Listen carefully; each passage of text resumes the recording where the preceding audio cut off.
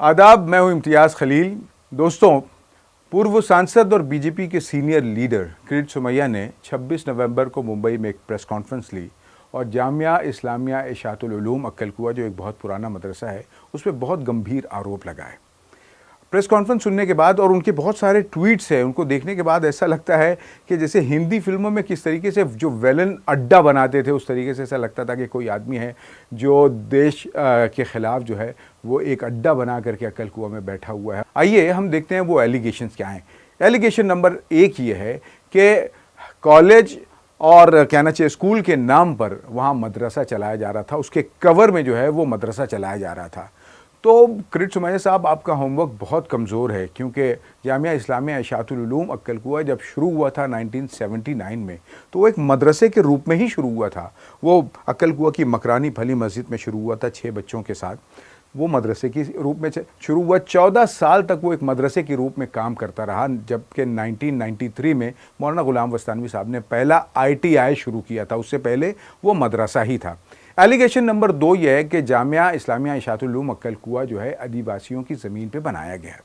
तो साहब, सच्ची बात तो यह है कि जब ये मकरानी फली में चल रहा था मदरसा, जब ये आगे बढ़ा तो अक्कलकुआ के लोगों ने मदरसे को आगे बढ़ाने के लिए अपनी ज़मीनें दी। जो पहली 5-5 इस तरीके से 10 एकड़ ज़मीन आई, तो वहाँ के जो कहना चाहिए मुसलमान थे, और अक्कलकुआ में मुसलमान आजकल से नहीं बल्कि कई 100 साल से वहाँ पे रह रहे हैं, उन्होंने अपनी ज़मीन जामिया के लिए दी थी। उसके बाद जो अभी 90 एकड़ जगह है इसके ताल्लुक से जामिया के सूत्रों का ये कहना है कि उनमें से 1 इंच ज़मीन भी किसी आदिवासी भाई की नहीं है।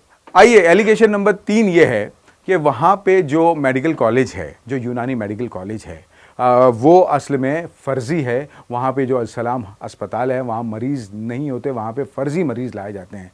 तो साहब, मैं जो बता रहा था कि 1993 में ITI शुरू हुआ, 1996 में मौलाना ने पहला मेडिकल कॉलेज, यूनानी मेडिकल कॉलेज, अहमद गरीब यूनानी मेडिकल कॉलेज शुरू किया।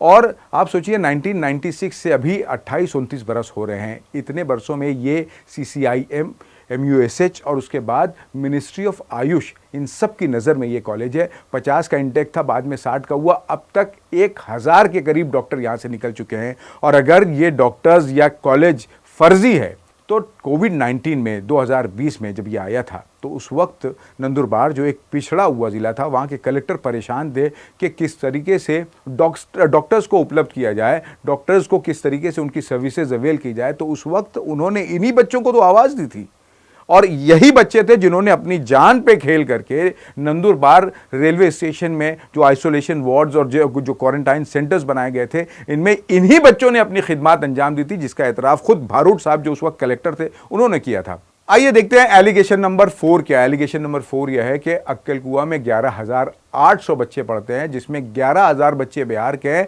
500 बच्चे भी महाराष्ट्र के नहीं हैं। तो सच्ची बात तो यह है कि जो अभी करंट ईयर है, इसमें अक्कलकुआ में जो कहना चाहिए उनका मॉरल एजुकेशन का या कहना चाहिए दीनी जो तालीम होती है, रिलीजियस जो एजुकेशन होती है, उसमें 9,300 से कुछ सेवा बच्चे हैं।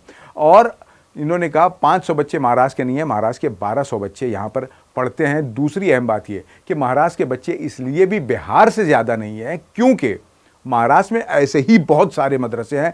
खुद मौलाना ने मराठवाड़ा और कहना चाहिए उसके जो औरंगाबाद और जालना ज़िलों में बहुत सारे इनकी शाखाएं हैं, जहाँ पे बच्चे पढ़ते ही हैं। महाराष्ट्र की सबसे ज़्यादा इनकी शाखों में महाराष्ट्र के ही बच्चे हैं। तो ये एलिगेशन भी गलत है साहब। यहाँ मेडिकल कॉलेज के साथ साथ यहाँ पे इंजीनियरिंग कॉलेज है, पॉलिटेक्निक कॉलेज है, यहाँ पे कॉलेज ऑफ फार्मेसी है जो डिप्लोमा से लेकर के PhD तक की तालीम देता है। यहाँ पे लॉ कॉलेज है, एक पहला मदरसा है जिसमें कॉलेज ऑफ लॉ है। यहाँ पे D.Ed B.Ed कॉलेजेस हैं जिसमें उर्दू, मराठी, अंग्रेज़ी मीडियम के कॉलेजेस हैं। यहाँ उर्दू इंग्लिश के स्कूल्स हैं, ऐसे स्कूल्स हैं जहाँ मुसलमानों के साथ गैर मुस्लिम छात्र भी पढ़ते हैं। और आपको बता दूँ कि जो 25-30 हज़ार बच्चे यहाँ से पढ़ के निकले हैं, उनमें से 8,100 से ज़्यादा ऐसे छात्र हैं जो शेड्यूल्ड ट्राइब और दीगर हमारे हिंदू भाई हैं जो वहाँ से पढ़ के निकले हैं। तो आपने कभी ये नहीं बताया कि एक ऐसा मदरसा है जहाँ पे हिंदू मुस्लिम सारे मिल करके पढ़ाई करते हैं। एलिगेशन नंबर 5 ये है कि जामिया को 1100 करोड़ रुपए जो है वो बाहर से प्राप्त हुए। अब जो 1 दिसंबर को ईडी ने अक्कल कुआ और दूसरी जगहों पे छापे मारे, तो उसके बाद जो प्रेस रिलीज जारी की उसमें उन्होंने कहा कि 406 करोड़ रुपए जो है वो बाहर से आए हुए थे। अब आप सोच लीजिए कहाँ 1100 और कहाँ 406। अच्छा, उसमें 406 करोड़ के बाद जो जब्ती होती है वो सिर्फ 9 लाख रुपए की, और वो भी मदरसे से नहीं होती बल्कि उनके 2 ट्रस्टियों के यहाँ से होती है। एक जगह से 5 लाख रुपया, एक जगह से 4 लाख रुपया। आप बता सकते हैं। फिर तीसरी और सबसे अहम बात ये कि 406 करोड़ जो आए हैं उसके अगेंस्ट में इनके जो काम है, मौलाना वस्तानवी साहब ने जिस तरीके से इंसानियत की खिदमत की, ख़ास तौर से देखिए कहीं सैलाब आए, कहीं बाढ़ आए। बिहार में बाढ़ आई 2017 में, 30-40 लाख रुपए का अनाज उन जगहों पे पहुंचाया जहां सरकारी मिशनरी नहीं पहुंच पाई थी, जहां रास्ते टूट चुके थे, बाइक पे इनके वॉलंटियर्स ने वहां पे सामान पहुंचाया। इसी तरीके से एमपी में जब बुरहानपुर में ऐसा हुआ, वहां पे न सिर्फ ये कि अनाज पहुंचाया बल्कि जिनके घर टूट चुके थे ऐसे 24-25 लोगों के घर बनाए।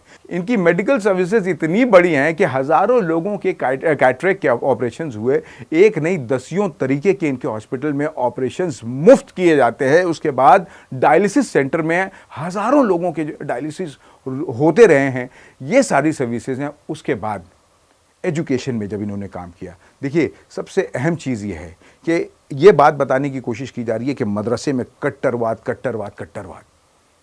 ये पहला मदरसा था भारत में जिसमें मदरसे में कोशिश ये की गई, रिलीजियस एजुकेशन के साथ साथ कोशिश ये की जाए कि उनको हुनर की तालीम दी जाए, उनको कोई ना कोई हुनर दे करके यहाँ से भेजा जाए। और आप देख सकते हैं कि या उन्हें टेलरिंग की तालीम दी जाती थी, चश्मा बनाने की तालीम दी जाती थी, बुक बाइंडिंग की तालीम दी जाती थी, कंप्यूटर के बेसिक कोर्सेज करवाए जाते थे।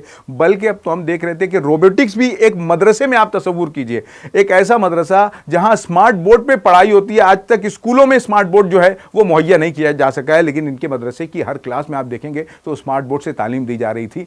एक ऐसा मॉडर्न मदरसा, मौलाना वस्तानवी साहब ने जब बात हुई कि भारत में मदारिस का मॉडर्नाइजेशन होना चाहिए, तो उस कॉल को सबसे पहले एक्सेप्ट करने वाले यही शख्स थे जिन्होंने अपने मदरसों का रूप बदल दिया, उसकी रूपरेखा बदली। अपनी कम्युनिटी से मुखालफतें इन्होंने झेली, लेकिन कोशिश ये की कि मदरसों में पढ़ने वाले बच्चों को भी ये हक दिया जाए कि वो यहाँ पे पढ़ें और साथ ही साथ दोनों तालीम हासिल करें।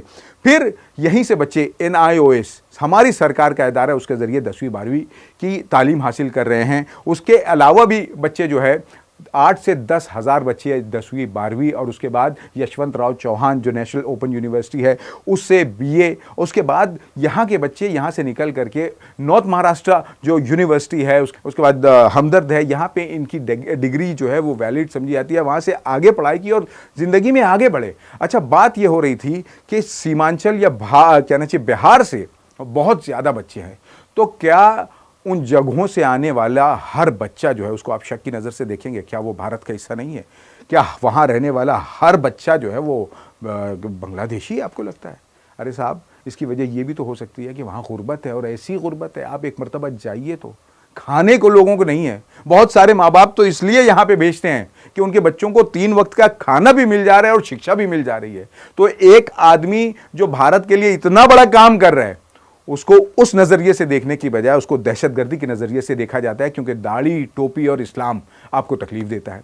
और उसके बाद एक एलिगेशन ये लगा कि यहाँ पे भारत के बाहर से लोग जो है वो अवैध तरीके से रह रहे थे। तो उस ताल्लुक से खालिद यमनी जो है वो जब यहाँ पे आए थे, उसके ताल्लुक से इनका कहना यह है कि वो वैलिड वीज़े के साथ आए थे। जब आए और जब वीज़ा का टाइम ख़त्म हो रहा था तो उस वक्त यमन में जंग छिड़ गई, ना ये वापस जा सकते थे ना इनको वीज़ा मिल पाया।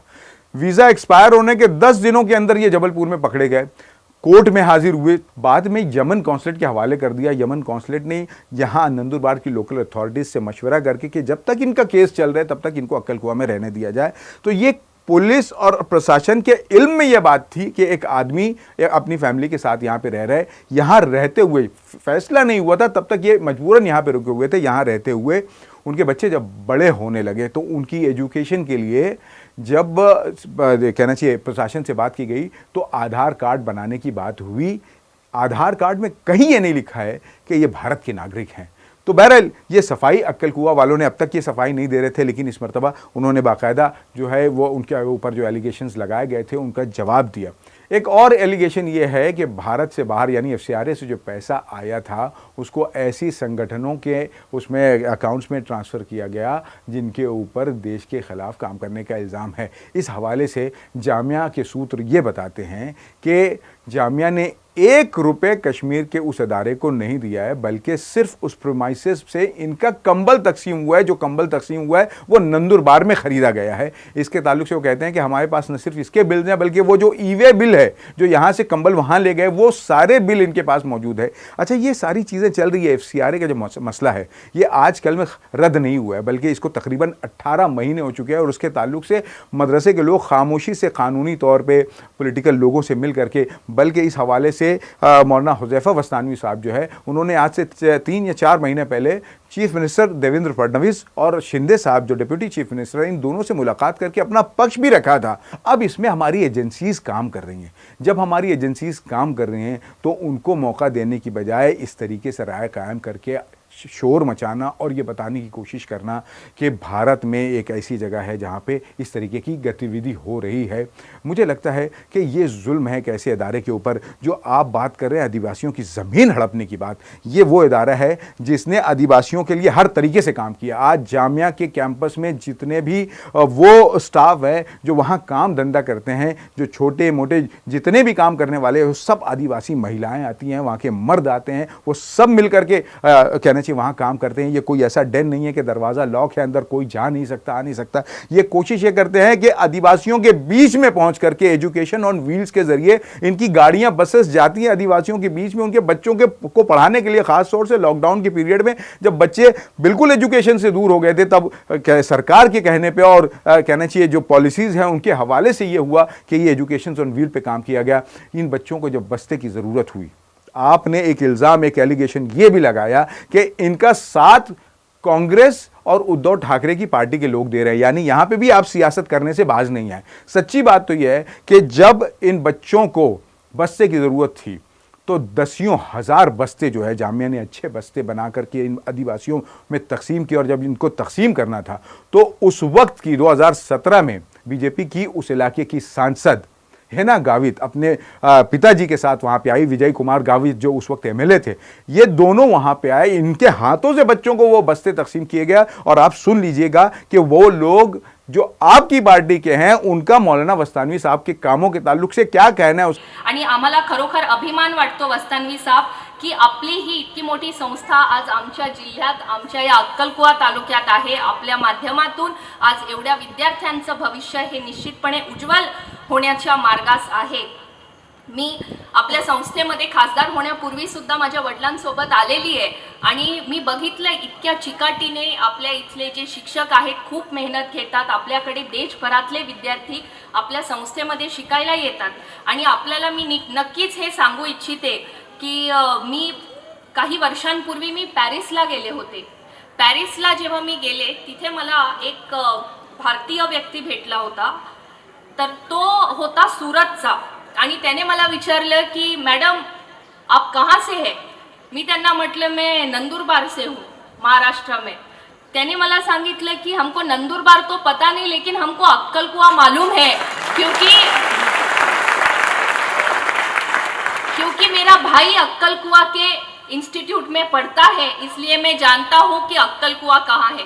म्हणजे जरी आपल्याला असं वाटत असेल आम्ही अत्यंत अतिदुर्गम भागात आहोत, पण वस्तानवी साहब आपण जे परिश्रम घेऊन एक एवढं मोठं शैक्षणिक संकुल तयार केले, असं संकुल आपल्या नंदुरबार जिल्ह्यात नाहीये। और उसके बाद जो आप ये तासुर देने की कोशिश कर रहे हैं कि मदरसों में कट्टरवाद सिखाई जाती है, देश के खिलाफ के जो फिक्र है उसको सिखाया जाता है, तो मैं आपको चैलेंज के साथ कहता हूँ कि भारत में कोई एक ऐसा इदारा बताइए, ये पहला मदरसा था और शायद किसी यूनिवर्सिटी में भी 15 अगस्त और 26 जनवरी को इतने विशाल तरीके से, इतने भव्य तरीके से अगर कोई रिपब्लिक डे या इंडिपेंडेंस डे मनाता हो तो आप मुझे बताइएगा, जहां 14,000 बच्चे एक साथ मैदान में आते हैं, अपने तिरंगे को सलाम करते हैं, देश की उन्नति के गीत गाते हैं, मोहब्बत की बातें करते हैं। खुद मौलाना की तकरीर हम आपके सामने शेयर करेंगे। शायर मशरिक देखिए क्या कह रहे हैं, सारे जहां से अच्छा हिंदुस्तान हमारा, हिंदू मुस्लिम के फसादात इस मुल्क की पेशानी पर बदनुमा धार है।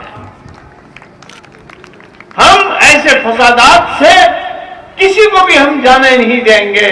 हम अपने तौर पर हमारे मुल्क की हिफाजत का हमारा काम है, वो हम करेंगे। या करीम, ए अल्लाह हमारे इस मुल्क की हिफाजत फरमा, इस मुल्क को अल्लाह फसादात से इसकी हिफाजत फरमा। ऐसे आदमी को राष्ट्रीय पुरस्कार मिलना चाहिए था, हमने ऐसे आदमी को इल्ज़ाम दिया, वो तो हमारे दरमियान से चले गए। और ऐसे भी किरीट सोमैया साहब, हो क्या रहा है कि पिछले कुछ दिनों से जब से हम देख रहे हैं कि आपकी पार्टी आपको टिकट भी नहीं दे रही है, तो शायद अपनी पार्टी का ट्रैक्शन, शायद कह रहा हूं मैं, शायद अपनी पार्टी का ट्रैक्शन हासिल करने के लिए आपने अपनी लाइन चेंज कर ली है। एक वक्त था कि आप मेंबर ऑफ पार्लियामेंट रहते हुए आपने बहुत अच्छे सवाल किए, आपने रिकॉर्ड बनाया, लेकिन अचानक एक ऐसा ट्रैक कि आप घूम घूम करके बांग्लादेशी तलाश कर रहे हैं। आप लास्ट टाइम मालेगांव आए थे, 1 साल हो चुका है, आपको याद दिला दूं, आप आए थे और आपने कहा था कि 1000 से ज़्यादा बांग्लादेशी यहाँ पे रह रहे हैं। लैंड जिहाद और उसके बाद कहना चाहिए वोट जिहाद, क्या क्या बातें आपने कही थी। 1 साल हो चुका है, हमारी एजेंसीज उस पर काम कर रही है, एक आदमी ऐसा नहीं निकला जो बांग्लादेश से आया, जो मालेगांव में रह रहा हो। तो आपके जो एलिगेशंस हैं, इनका क्या भरोसा। ये सारी बातें हम आवाम से इसलिए कह रहे हैं कि जो भी एजेंसीज हैं, जो भी मीडिया है, लेकिन ये कि एक अदालत आवाम की भी तो है, एक इंसान के ज़मीर की भी तो अदालत है। हम आवाम के सामने ये बात रखना चाहते हैं कि आवाम फैसला करे। अपने तौर पर राय कायम करके एक पूरे इदारे को बदनाम करना, ऐसा लगता है कि ये किसी तौर से देश के हित में नहीं है। फैसला आपको करना है कि ये देश के हित में है या नहीं।